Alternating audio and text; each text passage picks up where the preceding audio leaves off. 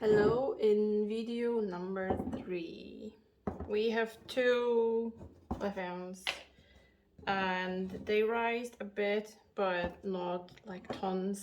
This is the one for the Vermont bread, and it has risen a bit, and the other one for the country bread has risen quite nicely. It has nice bubbles. The other one only has bubbles on the surface, but doesn't have as much in other areas. And now we're going to check if this is fine. So this method is coming from the tartine bread book, which actually says that the levain has to float on water if it's ready to be used. So I'm going to pour in the amount of water that we need for the Vermont bread into a bowl. Scale, again, baker's best friend. Pouring in 360 grams of water.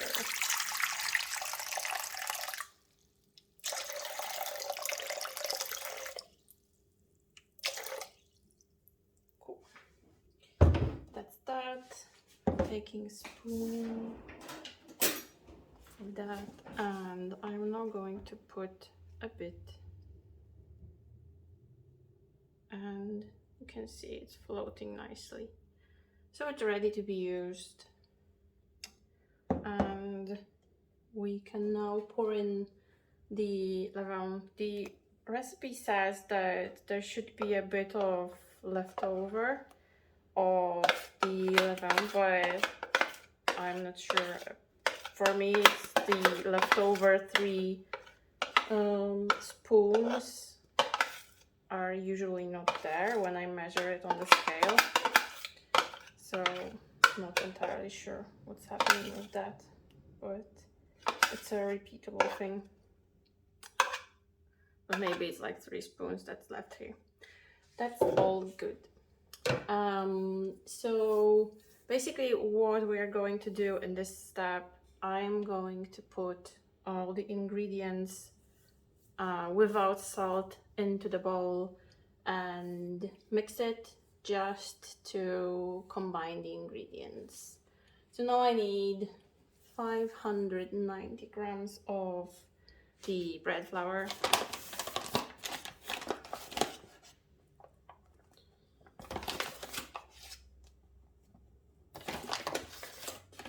And this step assures that the gluten starts to develop, the gluten bond starts to develop.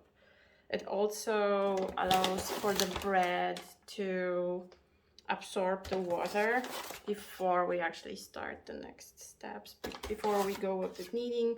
And you don't add salt at this point, as it slows down the process for the starter bacteria.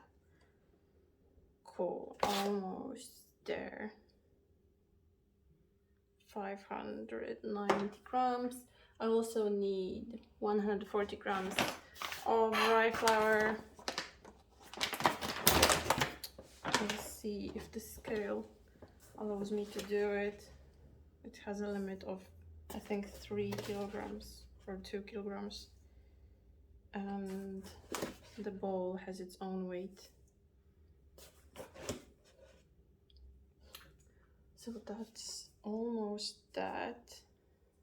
So we now have all the ingredients, and I'm going to mix it up with my hands for now.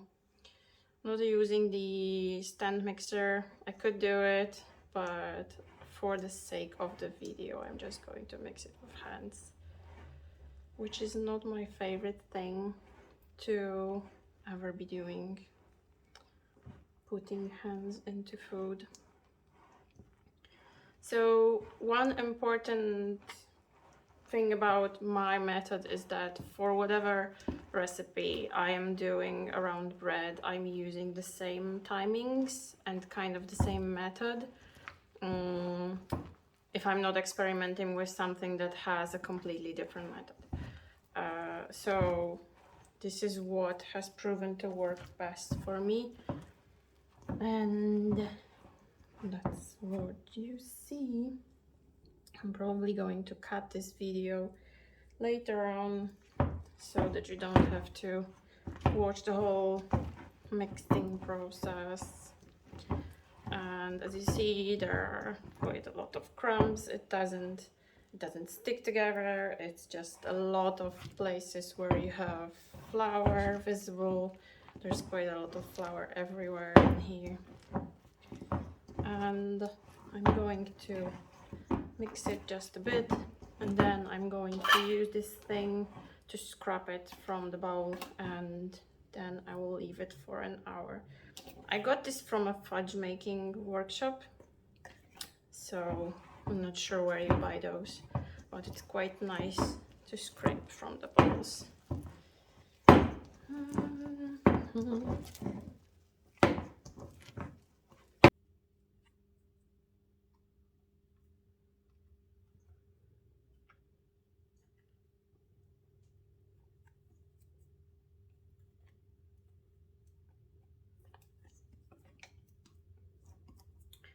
Cool, so that's it. This is how it looks when it's mixed. I'm now going to wash my hands, and we will now leave it for an hour.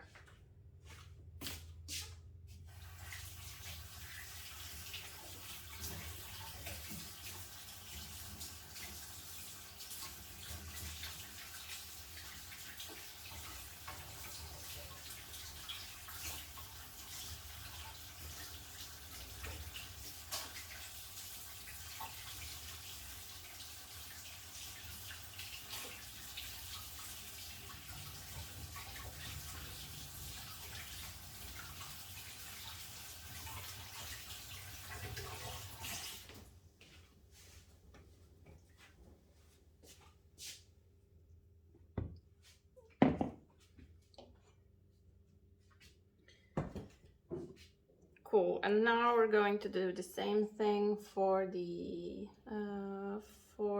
country bread. Taking another bowl and then pouring in 700 grams of water.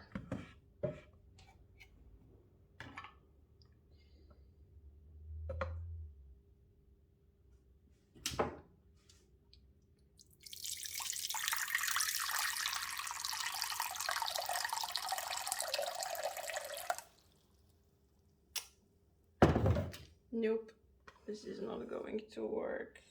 The scale, so the bowl is too heavy for the scale. I will have to measure it in a different way. I was kind of expecting that, so I have a measuring container. So I'm not going to show the whole kneading process at this point. It's just important that we see if the levain is floating. So we want 200 grams of levain, which is less than we have here. So for now, I'm just going to put a bit and see if it floats nicely. Yep, it does.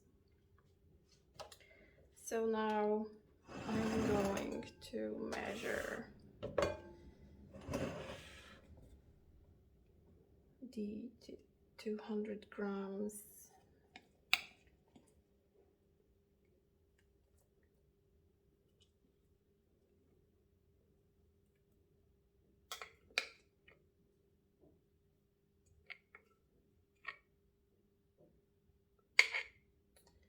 Too much.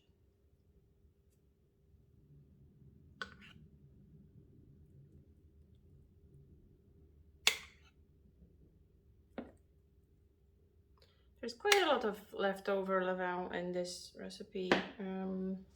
The one for the Vermont bread is actually making use of most. And in this case, we're just using half of the Levain. Yeah, it does say 200 grams. And it does float, so that's good.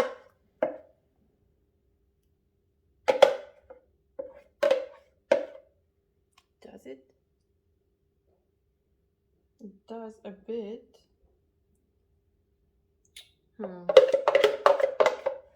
Maybe not enough.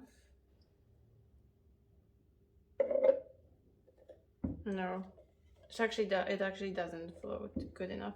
I'm going to leave the other half of Levain, so I'm not going to make the bread just yet. I'm just going to leave the Levain for a bit more because it doesn't do what it should.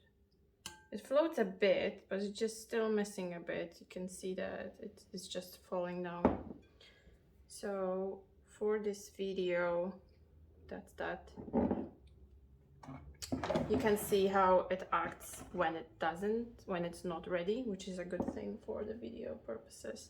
I'm going to wait for around an hour to proceed with that. So covering this again and leaving it for now. Covering the other one as well and stopping the video.